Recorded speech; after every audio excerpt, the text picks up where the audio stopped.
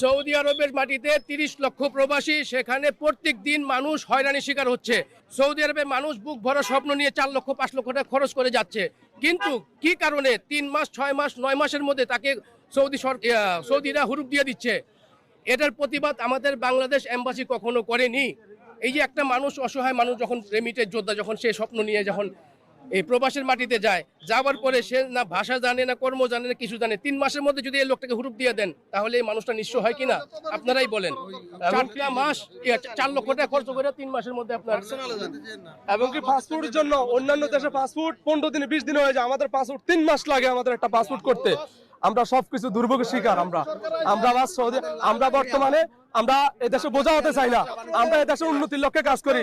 আমরা বর্তমান ডক্টর ইউনূস স্যারের কাছে আমরা আবেদন, আমাদের নিষেধাজ্ঞাটা তুলে নেওয়া হোক। আমরা আমাদের কর্মস্থলে ফিরে যেতে চাই। আমাদের ব্যবসা আছে, আমার নিজের ব্যবসা প্রতিষ্ঠান, 3টা ব্যবসা প্রতিষ্ঠান আছে, আমার নিজের 3টা ব্যবসা প্রতিষ্ঠান। আমরা এদেশে বোঝা হতে চাই।